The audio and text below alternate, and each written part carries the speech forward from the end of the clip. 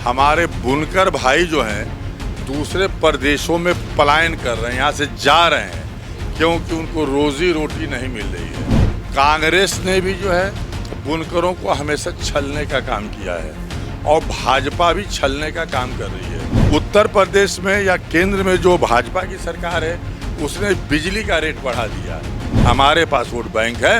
हमारा समाज, बुनकर समाज जिस दिन हमारे साथ जुट जाएगा उस दिन जो है हम नरेंद्र मोदी प्रधानमंत्री जी को बनारस में शिकस्त देने का काम करेंगे।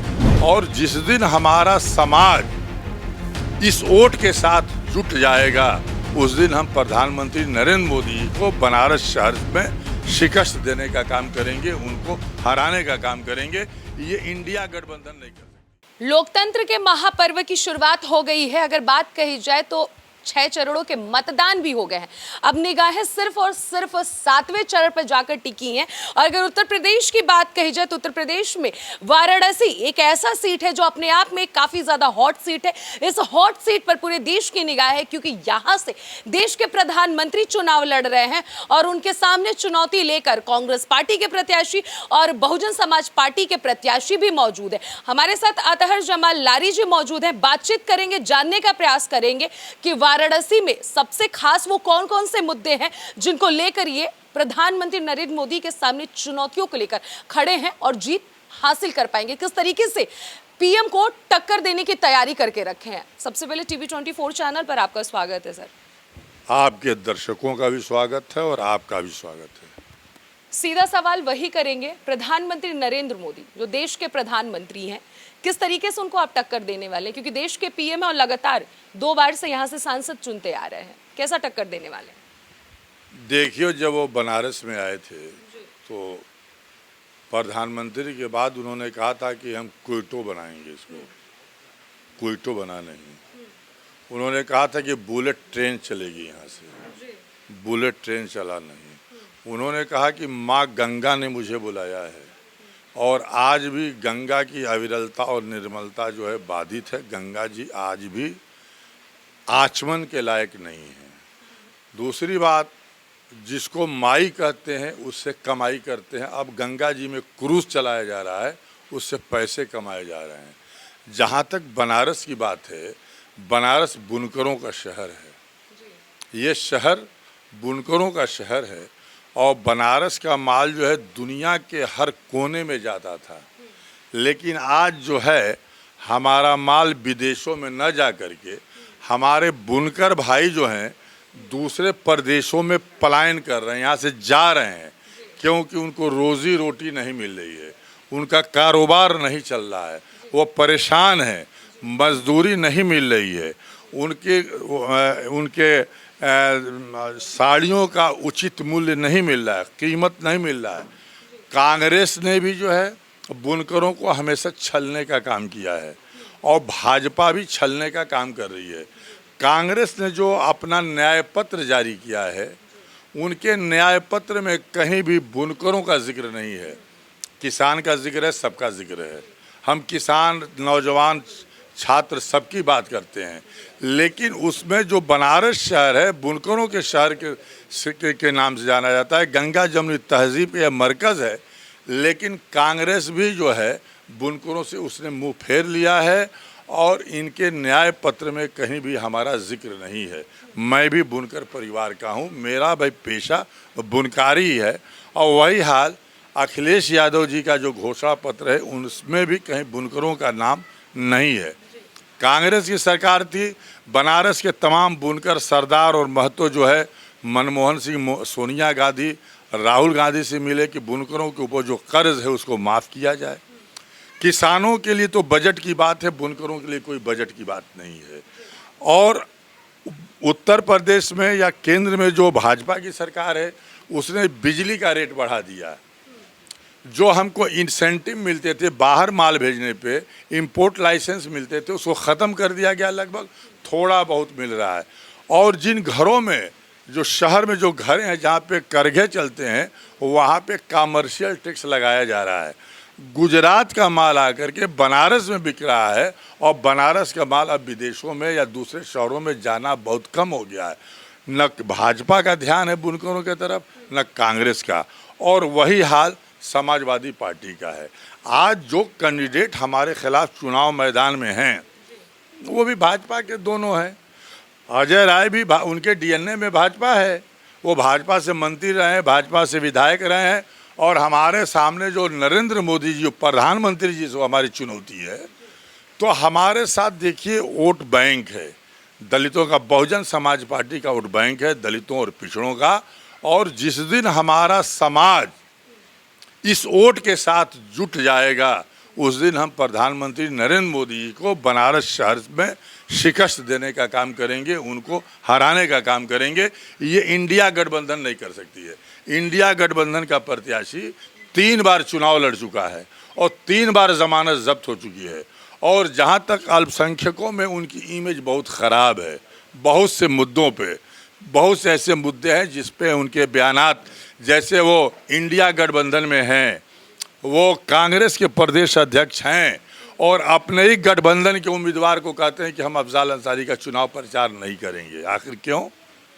जब आप गठबंधन में शामिल हैं तो एक जो है अल्पसंख्यक उम्मीदवार है उसका आप प्रचार क्यों नहीं करेंगे?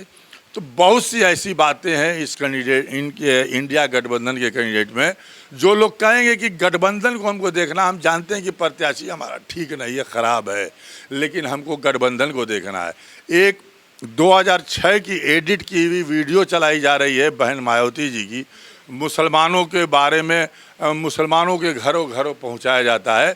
जब बहन मायावती जी ने अखिलेश यादव से समझौता किया था तो बहुत अच्छी थी, जब कांग्रेस से समझौता किया तो बहुत अच्छी थी, आज अलग से चुनाव लड़ रही हैं तो बहुत ख़राब हो गई हैं, वो वोट काट रही हैं। हमको भी कहा जाएगा कि हम वोट काटने के लिए आए हैं, हमको बहुजन समाज पार्टी ने वोट काटने के लिए भाजपा को जिताने के लिए भेजा है मैदान में। मैं पूछना चाहता हूं कि आज 20 बरस से 25 बरस से, मैं लोकसभा का चुनाव 2004 में लड़ा था, 2004 में मैं देहात से जीत करके आया था। शहर में हमारे समाज को इतना गुमराह किया गया कि भाजपा के एजेंट है, भाजपा को जिताने के लिए खड़े हुए हैं। मैं 2 विधानसभा क्षेत्र से जीत के आया और जो कैंट विधानसभा क्षेत्र था, देहाती इलाका था, वहाँ से भी जीता, लेकिन हम शहर में आकर के चुनाव हार गए। आज वही पोजीशन बनाने की कोशिश की जा रही है और जो लोग हमसे चुनाव लड़ते हैं वो भारतीय जनता पार्टी में चले जाते हैं। एक पूरा इतिहास है जब से जिससे भी हम चुनाव लड़े हैं। आज मैं इतने दिन के बाद चुनाव लड़ रहा हूँ और आज तक इन लोगों ने नरेंद्र मोदी जी या मुरली मनोहर जोशी को इन लोगों ने हराया नहीं। इनके अंदर ताकत नहीं है, इनके अंदर वोट बैंक नहीं है। हमारे पास वोट बैंक है। हमारा समाज, बुनकर समाज, जिस दिन हमारे साथ जुट जाएगा उस दिन जो है हम नरेंद्र मोदी प्रधानमंत्री जी को बनारस में शिकस्त देने का काम करेंगे। और आज हमारा ये समाज हमारे साथ मजबूती से जुड़ रहा है और ये कुछ भी अफवाह फैला लें लोग, लेकिन समाज ने देखा है कि हमारे साथ 2004 में धोखा हुआ है। मुख्तार अंसारी बहुजन समाज पार्टी के उम्मीदवार थे 2009 में, इन्हीं लोगों ने नारा सांप्रदायिक दे करके उनको हरवाने का काम किया और मुख्तार अंसारी हार गए। वही इतिहास मैं इस बार के चुनाव में दोहराने जा रहा हूं। वो 16,000 से हारे थे तो मैं 50,000 से चुनाव जीतने जा रहा हूं। ठीक है, एक बात कहेंगे, जहां पर आपने कहा कि डीएनए में उनके जो डीएनए जो उनका है अजय राय जी का भाजपा का है और दिखावे के वो गठबंधन से हैं, यहाँ तक कि अफजाल अंसारी के चुनाव प्रचार पर भी आपने क्वेश्चन खड़ा किया कि प्रचार प्रसार नहीं कर रहे हैं। एक बात जानना चाहूंगी, हिंदू मुस्लिम जो देश में लगातार विपक्ष ये कहता है कि हिंदू मुस्लिम, आपकी खुद पार्टी की शीर्ष नेतृत्व मायावती जी भी कहती हैं कि भाजपा हिंदू मुस्लिम का कार्य करता है। आप अगर जाति से देखा जाए तो आप खुद उस समुदाय से हैं, लेकिन समाज की जिस तरीके से सेवा की बात की जाए, जो जिम्मेदारी जो आपके कंधे पर मायावती जी जो सौंपने के लिए जो आपको टिकट दी है, किस नजर से देख रहे हैं? हिंदू मुस्लिम क्या वाकई में इस देश में चल रहा है? क्या बीजेपी वाकई में हिंदू मुस्लिम करती है? क्या कहना चाहेंगे इस मुद्दे? हमारे प्रधानमंत्री नरेंद्र मोदी जी का बयान था मुसलमानों के ऊपर इंगित करके कि ये घुसपैठिए हैं, उन्हीं का तो बयान था। उन्होंने ही कहा कि ये बच्चे ज़्यादा पैदा करते हैं। ये किसके तरफ इशारा करता है? आज जो सांप्रदायिकता बढ़ी है 2014 से, इन्हीं की सरकार में बढ़ी है। आज हमारे मस्जिदें सुरक्षित नहीं हैं, मज़ारें सुरक्षित नहीं हैं, आप हमारे मदरसे सुरक्षित नहीं हैं। आज वहाँ पे ज़बरदस्ती झंडे लगाए जाते हैं, बुलडोज़र चलाए जाते हैं। ये जो माहौल 80 और 20 का जो हमारे बुलडोजर तो सर उन जगहों पे चलाया जाता है जो अगर सड़कों की बात की जाए चौड़ीकरण को लेकर, क्योंकि सिर्फ मस्जिद पे नहीं सर, और भी दुकानें हैं, लोगों की बहुत सारी चीजें। आप देखिए उत्तराखंड से लेके कई जगहों पे दिल्ली में मस्जिदों पे बुलडोज़र चले हैं, आप पता कर लीजिएगा। हाँ, मदरसों पे मुबारकपुर में चले जाइए, मदरसे पे बुलडोज़र चला है, तमाम जगहों पे बुलडोज़र चले हैं। ऐसा नहीं है, अगर बुलडोज़र चलाना है, बुलडोज़र चलाना नहीं तो बनारस में क्यों नहीं चला? एक छात्रा के साथ गैंग रेप हुआ, उसमें सब भाजपा के नेता थे आईटी सेल के, लेकिन उनको 2 महीने तक खुली छूट दी गई, उनको गिरफ्तार नहीं किया गया। 2 महीने के बाद गिरफ्तार हुए फिर छूट जाते हैं। हम अगर छोटे से मुकदमे में बंद होते हैं तो हमारी रिहाई नहीं होती है। तो आज देश का माहौल ख़राब किया जा रहा है, आज देश का संविधान खतरे में है, लोकतंत्र खतरे में है, आपसी भाईचारा खतरे में है। इस आपसी भाईचारे को बचाना है, लोकतंत्र। और जो डॉक्टर भीमराव अंबेडकर ने हमको संविधान दिया था, उस संविधान में उसने हमको भी, हमारे जो शेड्यूल कास्ट के जो मुस्लिम समाज के धोबी, नाई, हेला, हलखोर जो थे, उनको भी रिजर्वेशन था। लेकिन बाद में कांग्रेस की सरकार ने ये रिजर्वेशन जो है ख़त्म करने का काम किया, और अब भाजपा की सरकार कहती है कि हम इनका रिजर्वेशन ख़त्म कर देंगे। ये हमारा अधिकार है, ये बाबा साहब ने दिया है, उस अधिकार को कोई ख़त्म नहीं कर सकता। हम इस देश में हिंदुस्तान पाकिस्तान का बंटवारा हुआ, हम इस देश को छोड़ के नहीं गए। हमने जिन्ना को नेता नहीं माना, उसके बाद भी सैयद शहाबुद्दीन को नेता नहीं माना, हमने असदुद्दीन अवैसी को नहीं नेता माना। हमने तो जब भी बनाया प्रधानमंत्री किसी अपने हिंदू समाज के बिरादरान वतन को बनाया है, हमने मुख्यमंत्री बनाया है। लेकिन जब आप हमारी बात आती है तो हमारे लिए कोई लड़ने और बोलने के लिए तैयार नहीं होता है। आज हमको इसी बात का दुख है कि देश के प्रधानमंत्री सबके प्रधानमंत्री हैं, हमारे भी प्रधानमंत्री हैं, फिर ऐसी भाषा क्यों?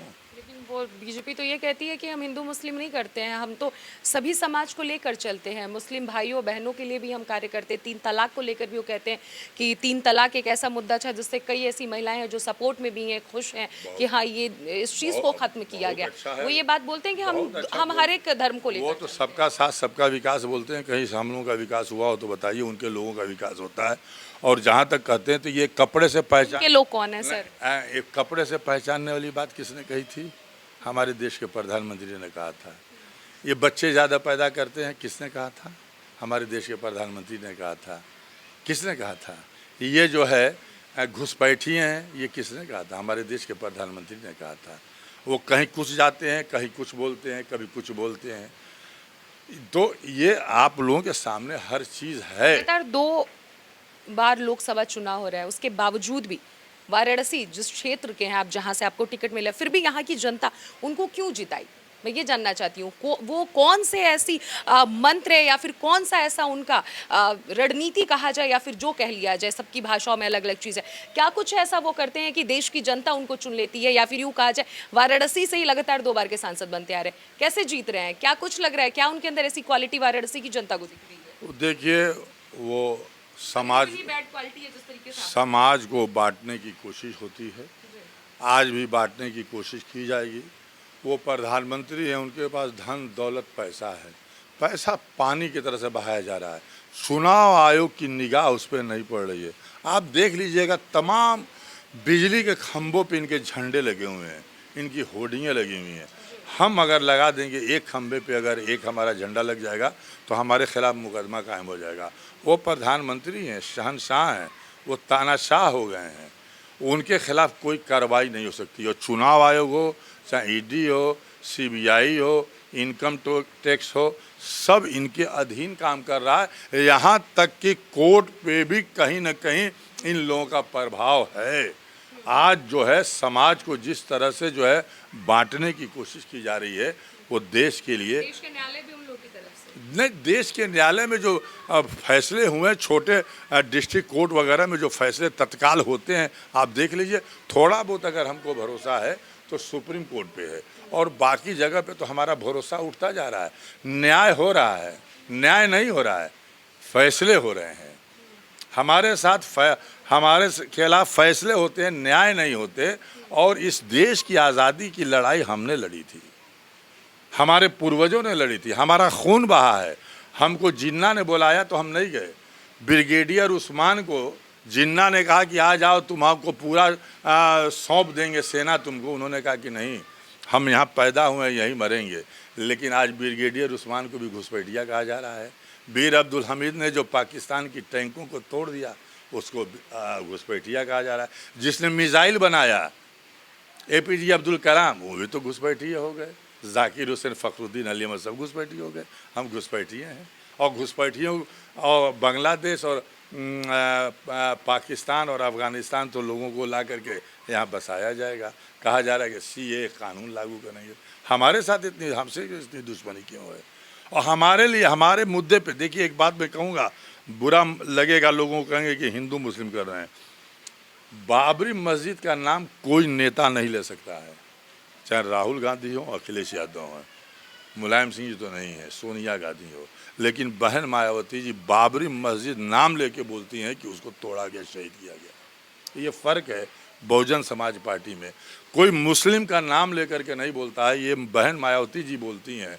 और जिस मुख्तार अंसारी को लोग माफिया कहते हैं, जिनको जहर दे के मारा गया, आज भी मैं कहता हूँ कि अगर इसकी जांच हो जाए। जांच हुई है सर, हार्ट अटैक आया है, दोबारा से जांच हुई उनकी फैमिली के कहने के बाद भी। वो कहाँ जांच हुआ है?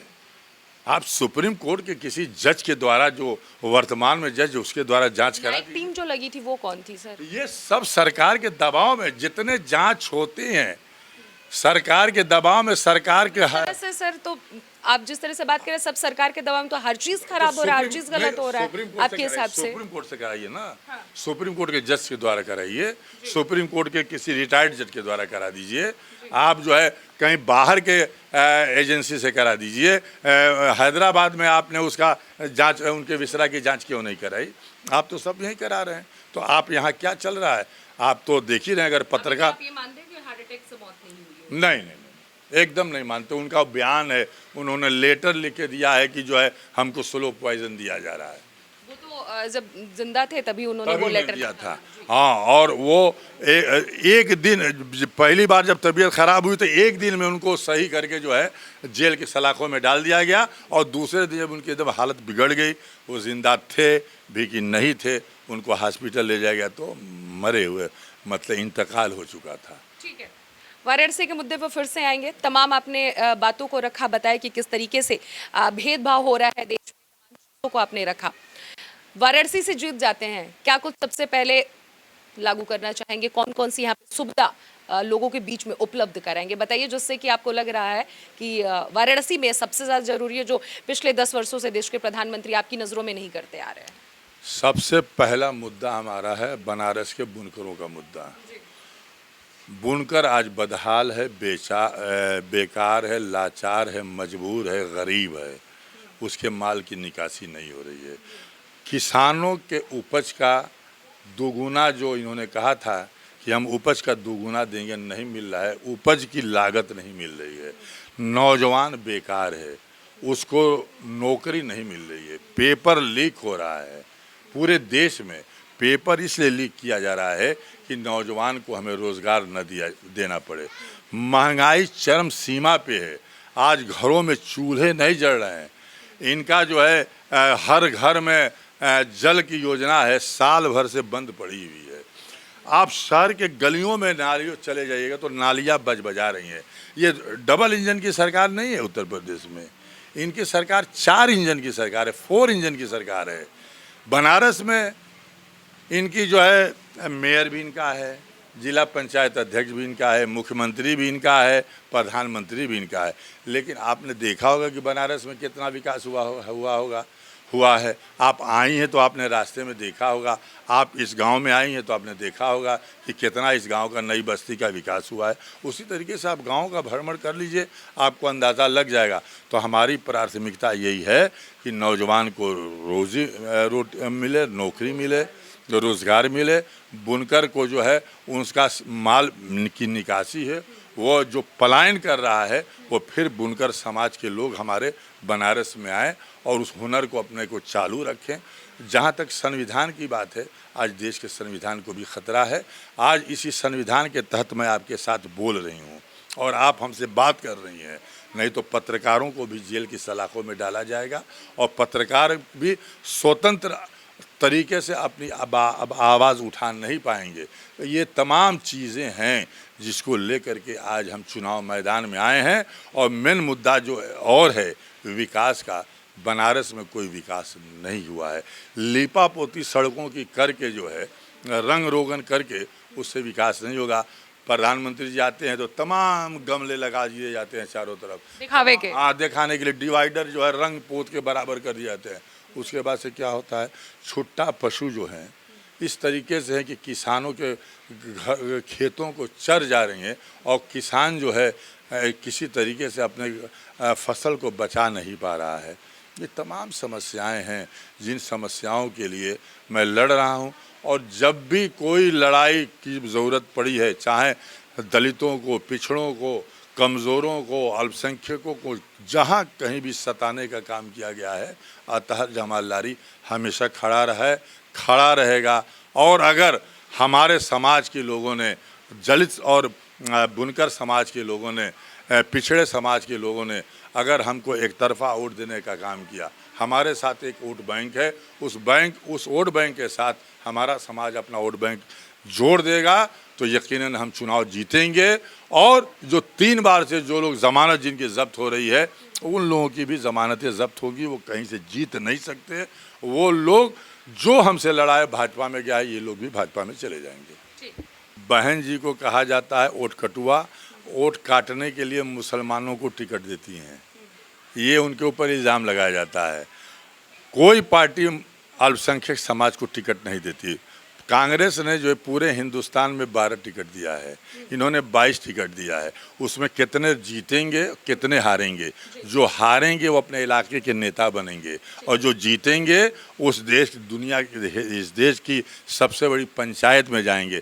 तो वो जो कहती हैं, जो काशी राम जी का मिशन था, जिसकी जितनी संख्या बारी उसकी उतनी हिस्सेदारी, अगर हमारा समाज वोट नहीं भी देता है तो भी उनको टिकट देने का काम करती हैं, नेता बनाने का काम करती हैं। ये काम कोई नहीं करता। तो ये थे हमारे साथ अतहर जमाल लारी जी, जिन्होंने साफ साफ शब्दों में कहा कि वाराणसी में किस तरीके का विकास हुआ। इनके हिसाब से विकास बिल्कुल भी नहीं हुआ है। जब भी प्रधानमंत्री नरेंद्र मोदी आते हैं तो सड़कों पे गमले लगा दिए जाते हैं, थोड़ी मोड़ी सड़कों की सफाई कर दी जाती है, सिर्फ और सिर्फ देख दिखावे का ये कार्य होता है। साथ ही साथ इन्होंने कहा कि पिछले 10 वर्षों से लगातार देश के प्रधानमंत्री यहाँ से सांसद चुनते आ रहे हैं, लेकिन वाराणसी में विकास बिल्कुल भी नहीं हुआ है। खास करके बेरोजगारी यहाँ का सबसे बड़ा मुद्दा है। और बुनकरों की बात कही जाए तो बुनकर यहाँ से पलायन कर रहे हैं। तमाम ये रोजगार यहाँ पर लाएंगे जो यहाँ पे सबसे बड़ा मुद्दा। अगर यहाँ से ये जीत हासिल करते हैं तो साथ ही साथ इन्होंने ये भी कहा कि मुख्तार अंसारी, जो अपने आप में एक बहुत बड़ी खबर कुछ महीनों पहले थी, जिस तरीके से उनका मौत हुआ, चारों तरफ हलचल मची हुई थी कि उनका मौत किस तरीके से हुआ। परिवार एक तरफ इल्जाम लगा रहा था कि जहर देने से मौत हुई है, और वहीं अगर बात कही जाए सरकार की या फिर हॉस्पिटल की बात कही जाए, फिर न्यायिक जांच की बात कही जाए, तो उन्होंने ये कहा कि इनकी मौत हार्ट अटैक से हुई। लेकिन आज भी अतहर जमाल लारी जी उस मौत को कहते हैं कि उनकी मौत हार्ट अटैक से नहीं हुई थी, जहर देने से हुई थी। तमाम ये मुद्दे रखे हैं कि बनारस में किस तरीके से यहाँ पर विकास नहीं हुआ है। अब देखना ये होगा कि वाराणसी की जनता जो पिछले 10 सालों से देश के प्रधानमंत्री नरेंद्र मोदी को जिताते आ रही है, वो इस बार फिर से बसपा कैंडिडेट को यानी कि अतहर जमाल लारी जी को जिताती है या फिर नहीं, इन पर कितना भरोसा करती है, ये 4 जून को परिणाम साफ हो जाएगा। कैमरा पर्सन हर्ष के साथ अनन्या मिश्रा, TV 24 वाराणसी।